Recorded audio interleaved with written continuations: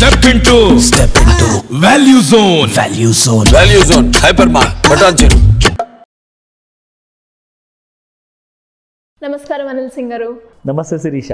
So sir, చాలా వరకు బిజినెస్లో ఎక్స్పాండ్ చేయాలి అని అనుకుంటూ ఉంటారు.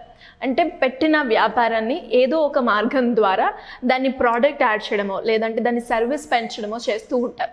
అలా మనం చూసుకున్నట్లయితే ఎక్స్పోర్ట్ చేసే బిజినెస్ ఏవైతే ఉన్నాయో వాటికి మనకి ప్రభుత్వం తరపు నుంచి సపోర్ట్ లభిస్తుందంటారా అని అడగాల్సిన ఆలస్యమే ఉందండి. ఆల్రెడీ ఇంప్లిమెంటేషన్లో ఉందంటారా? ఎస్. ఎందుకంటే గవర్నమెంట్ ఆఫ్ ఇండియాకి టాప్ ప్రయారిటీ సెక్టర్స్లో ఎక్స్పోర్ట్ సెక్టర్ ఒకటి. దానికి కారణాలు ఉన్నాయి, ముఖ్యమైన కారణాలు ఉన్నాయి. ఎందుకంటే ఎక్స్పోర్ట్ లెడ్ కంట్రీ అవ్వాలి అని చెప్పేది ఒక కళ మన దేశ ప్రధానిది. అది ఎన్ని సెక్టర్స్లో ఎలాంటి వాళ్ళు కైండ్ ఆఫ్ ప్లానింగ్ వేశారు, పాలసీ క్రియేట్ చేశారన్న డీటెయిల్స్ మీకు ఇస్తా. ఎందుకంటే సాలిడ్ బిజినెస్ అండి. ఇప్పటిదాకా ప్రూవ్ అయిన ప్రతి టాప్ 5 బిజినెసెస్లో export business has always given money అనమాట. సాలిడ్ మనీ అంటున్నాను. అంటే సాలిడ్ మనీ అంటే మనం ఒక 10 రూపాయల వస్తువు తయారు చేసామండి, దానిపైన మహా అంటే ఒక 2 రూపాయలు లేదా ₹1 లాభం పెట్టుకొని అమ్మేస్తాం. ఎందుకంటే ఎక్స్పోర్ట్ చేయాలి కాబట్టి. అదే మీరు అమ్మిన 10 రూపాయల వస్తువుకి మీకు ₹1 లాభం వస్తే అది ఇండియన్ కరెన్సీలోనే వచ్చినట్టు. సో మహా పెద్ద లాభం కాదు అది. దానికి ఎక్స్పోర్ట్ చేసుకోవాలా? అంత అవసరమా? కానీ నేను చెప్పబోయేది ఇక్కడ, మీరు 10 రూపాయల్లో మ్యానుఫ్యాక్చర్ చేసిన వస్తువుని 80 లేదా 90 రూపాయలకు అమ్ముతారు ఎక్స్పోర్ట్లో. అంత లాభం ఉంటుందంటారా? ఎలా? బికాస్ మీరు ఎక్స్పోర్ట్ చేయబోయే కంట్రీ, ఫర్ ఎగ్జాంపుల్ అమెరికా అనుకోండి, వాళ్ళు $1కి కొన్నారనుకోండి మీ ప్రోడక్ట్, అది వాళ్ళ లెక్కలో ₹1 మాత్రమే. కానీ ఆ $1 మన ఇండియన్ కరెన్సీలో కన్వర్ట్ చేస్తే 83 రూపాయలు. సో మీరు మ్యానుఫ్యాక్చర్ చేస్తుంది జస్ట్ 10 రూపాయల్లోనే, అది మీరు అమ్ముతున్నారు ₹1 ఇన్ అమెరికన్ కంట్రీలో $1కి. అంటే 83 రూపాయలు. అంటే -10 చేస్తే ₹73 నెట్ ప్రాఫిట్. సరే, ఇంకొక 20-30 రూపాయలు ఒకవేళ ఖర్చులు తీసినా కానీ కనీసం మీకు ఒక ₹50 మిగులుతాయండి. Easy. So that's the kind of business is export related.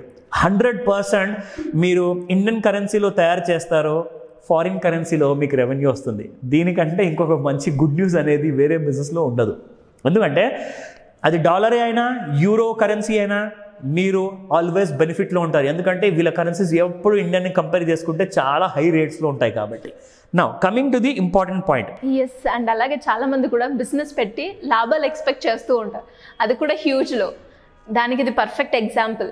Perfect, very true. ఎందుకంటే స్పెషలీ గవర్నమెంట్ బ్యాంక్స్ ముందు చాలా సపోర్ట్ చేసేవి, ఇప్పుడు కూడా చేస్తున్నాయి. కానీ గవర్నమెంట్ బ్యాంక్స్ కంటే 10 స్టెప్స్ ముందున్నాయి ఇప్పుడు ప్రైవేట్ బ్యాంక్స్. ఎందుకంటే వాళ్ళందరికీ తెలిసిపోయింది, ఫారిన్ కరెన్సీ వాళ్ళ బ్యాంక్లోకి వచ్చింది అనుకోండి, వాళ్ళ కస్టమర్ వైపు నుంచి వాళ్ళ బ్యాంక్ వాల్యూ అనేది పెరుగుతుంది.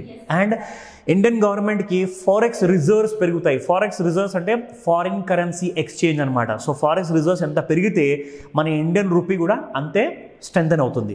సో ఇక్కడ మనం చేసుకోవాల్సిన కైండ్ ఆఫ్ డిఫరెంట్ బిజినెసెస్ ఏంటి ఎక్స్పోర్ట్లో, అవి మీకు ఎగ్జాంపుల్ చెప్తా. సో ఫర్ ఎగ్జాంపుల్ ప్రోడక్ట్ లేదా pharma business. Any kind of tablet కానివ్వండి, ఇంజెక్షన్స్ కానివ్వండి, any kind of product from pharma manufacturing. World మొత్తంలో అమెరికాలో చాలా ఎక్కువ డిమాండ్ ఉన్నాయి. ఫార్మా బిజినెస్ ఈరోజు కన్వర్ట్ చేసుకుంటే ఇండియన్ కరెన్సీలో కొన్ని వేల కోట్ల రూపాయలు సంపాదిస్తున్నాయి అండి ప్రతి నెల. నేను సంవత్సరం గురించి మాట్లాడలేదు, ప్రతి నెల సంపాదిస్తున్నాయి.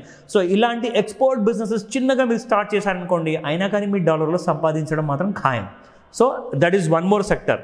Coming to the complete sector, ఎంత ఉంది, స్కోప్ ఎంత ఉంది బిజినెస్.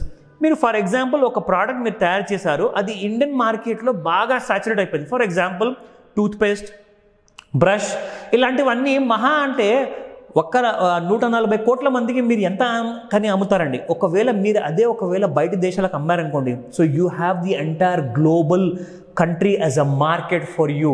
ఎక్స్పోర్ట్ మార్కెట్ మీరు చేశారనుకోండి, ఇంకా కొన్ని కోట్ల మంది జనాభాకి మీ ప్రోడక్ట్స్ని అమ్మగలుగుతారు. అంటే మీ స్కోప్ అనేది పెరిగిపోయింది ఇక్కడ. నా next point, increased profits in dollar అన్నాను కదా. సో దానివల్ల ఏమవుతుంది, మీరు ఫారెన్ ఎక్స్చేంజ్ మీరు ఇండియాకి తీసుకొస్తున్నారు కాబట్టి you will become the most favoured customer of any bank.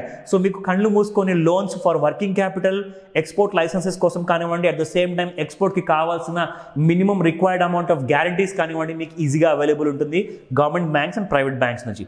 ఇక్కడ చాలా ముఖ్యమైనది ఏంటంటే వెరీ ఇంపార్టెంట్, ఈ పర్టికులర్ ఎక్స్పోర్ట్ సెక్టర్లో మీకు ఒకవేళ కాంపిటీషన్ ఎంత పెరిగితే అంతే మార్కెట్ సైజ్ కూడా పెరుగుతుంది. ఆ మాట గమనించాలి ఇక్కడ.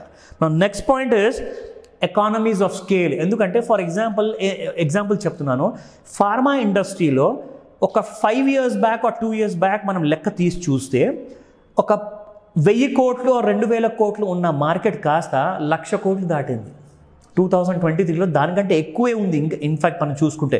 సో ఎప్పుడైనా చూసుకోండి ఎకానమీ ఆఫ్ స్కేల్ ఇంక్రీజ్ అవుతుంది కానీ డిక్రీజ్ అనే ఛాన్స్ మాత్రం లేనే లేదు. నా coming to the very last important point చెప్తాను. ఎక్స్పోర్ట్ చేసే ప్రతి బిజినెస్కి గవర్నమెంట్ సపోర్ట్ ఎల్లప్పుడూ 24/7 స్ట్రాంగ్గా ఉంటుంది.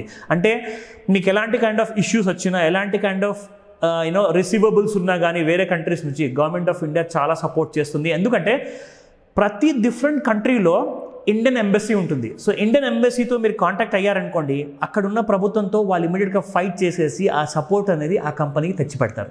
So export business number 1 preferred business, ఇమ్మీడియట్గా స్టార్ట్ చేయమని చెప్తాను. ఖచ్చితంగా చాలా లాభాలు ఉన్న బిజినెస్ అందరూ కూడా చేయడానికి ఇంట్రెస్ట్ చూపిస్తూ ఉంటారు.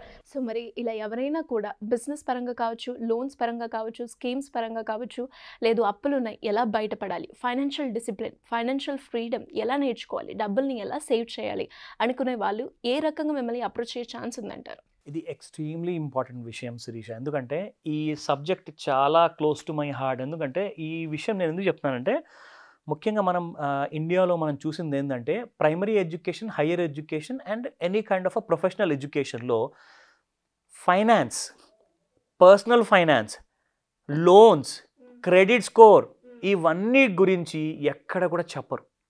ప్రాబ్లం అక్కడే వచ్చిందండి. ఎందుకంటే India is a huge country అనమాట. 140 కోట్ల జనాభాలో అందరికీ ఫుల్ ఇన్ఫర్మేషన్ అంటూ లేదు, ఫుల్ నాలెడ్జ్ అంటూ లేదు. అందరూ ఏం చేస్తారంటే ఒక చిన్న జాబ్ వచ్చినా రాకుండా ఒక అప్పు తీసేసుకుంటారు, తిరిగి కడదాం అంటారు.